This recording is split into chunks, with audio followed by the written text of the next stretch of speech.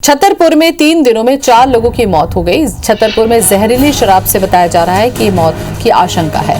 ज्यादा शराब पीने से मौत की जानकारी मिली है। सीमावर्ती जिलों पर चौकसी बढ़ाने के निर्देश दिए हैं। कमलनाथ ने सरकार पर साधा है निशाना। आपके सारे दावे जुमले साबित हो रहे हैं, कहना है कमलनाथ का।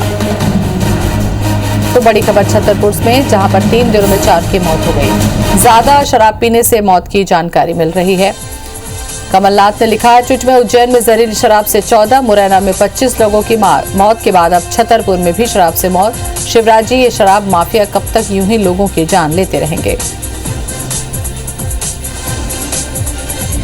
आपका बदला हुआ मूड कब इन माफियाओं को दिखेगा? ट्वीट किया पूर्व मुख्यमंत्री कमलनाथ ने। तो छतरपुर में जहरीली शराब से मौत की आशंका जताई जा रही है। कमलनाथ ने सरकार पर निशाना साधते हुए लिखा है कि आपके सारे दावे जुमले साबित हो रहे हैं।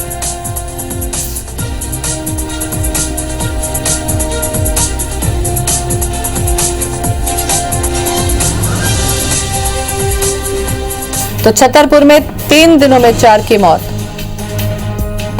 और इसी खबर पर ज्यादा जानकारी के लिए हमारे साथ हमारे संवाददाता नवीन सिंह जुड़ चुके हैं। नवीन, एक के बाद एक अगर जहरीली शराब की मौत से मामले सामने आ रहे हैं, ऐसे में कितना सतर्क होना चाहिए था जो नहीं हुए हैं, इस घटना को देखकर लग रहा है?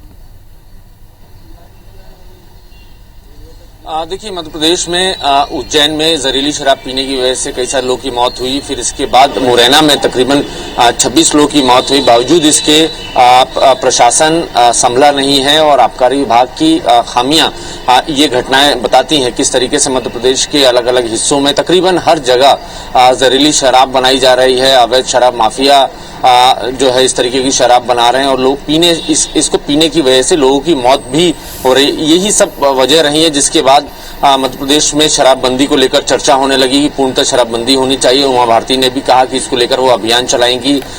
मुख्यमंत्री शिवराज सिंह चौहान ने लगातार बैठकें की हैं आबकारी विभाग के संग पुलिस अधिकारियों के साथ। कलेक्टर कमिश्नर कॉन्फ्रेंस में ये जिम्मेदारी भी मुख्यमंत्री ने दी कि कलेक्टर और एसपी ये मोर्चा संभालें कि उनके क्षेत्र में, उनके जिले में कम से कम जहरीली शराब का प्रोडक्शन ना हो और अवैध शराब के जो ट्रांसपोर्टेशन है या अवैध शराब की जो पहुंच है उसको रोकने का इंतजाम जिले के एसपी और कलेक्टर कर रहे हैं। लेकिन घटनाएं लगातार इस तरीके से हो रही हैं। छतरपुर में 4 लोगों की मौत हो गई है। प्रदेश कांग्रेस अध्यक्ष कमलनाथ ने निशाना साधा है बीजेपी की सरकार की ओर। कमलनाथ ने कहा है कि मुख्यमंत्री शिवराज सिंह चौहान माफियाओं को उल्टा टांगने, लटकाने और जमीन में गाड़ देने के बयान देते हैं और इस तरीके के दावे करते हैं। लेकिन उनकी सत्ता आने के बाद से तकरीबन हर वर्ग में, हर सेक्शन में माफिया पनपा है, चाहे भू माफिया हो, शराब माफिया हो, जमीन माफिया हो। तमाम तरीके की जो माफिया हैं वो इस 1.5 साल के कार्यकाल के दौरान पनपे हैं। तो ये सीधे तौर पर कांग्रेस का आरोप मुख्यमंत्री शिवराज सिंह चौहान की सरकार पर है। हालांकि गृह मंत्री नरोत्तम मिश्रा ने इस पर सफाई दी है। जहरीली शराब पीने की वजह से 4 लोगों की मौतों पर उन्होंने अपना बयान दिया है। उन्होंने कहा है कि जहरीली शराब है या नहीं ये जांच का विषय है, लेकिन जो शुरुआती जो रिपोर्ट मिल रही है उस रिपोर्ट के मुताबिक अत्यधिक शराब पीने की वजह से ये मौतें हुई हैं।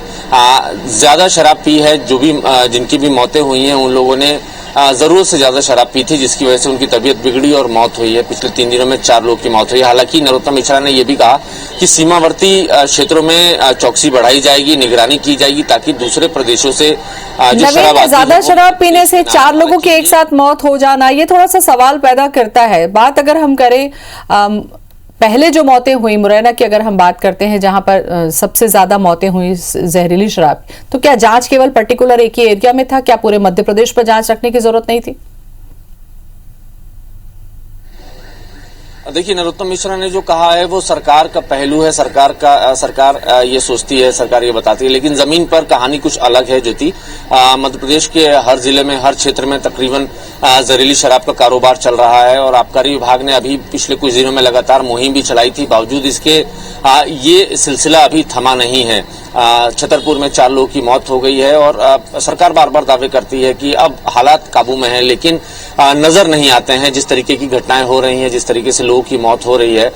सरकार ये तय नहीं कर पा रही है कि अवैध शराब की जो फैक्ट्रियां हैं उसको किस तरीके से जड़ से खत्म करे। क्या इस पर राजनीतिक हस्तक्षेप है या जो माफिया हैं उनके हौसले इतने बुलंद हैं कि पुलिस के नाक के नीचे, आबकारी विभाग के नाक के नीचे इस तरीके की अवैध शराब वो बना रहे हैं और गांव-गांव में शराब इतनी आसानी से उपलब्ध हो रही है कि ये हैरान करने वाला विषय है। 3 दिनों में 4 लोगों की मौत होना और एक के बाद एक मौत होना, सभी बिल्कुल नवीन, अगर मुरैना की घटना के बाद सभी जिला के कलेक्टरों को ये निर्देश दे दिया गया होता तो शायद ये स्थितियां नहीं होती। कम से कम जांच के आधार पर पता चल पाता, मौतों को रोका जा सकता था। फिलहाल बहुत बहुत शुक्रिया आपका जानकारी के लिए।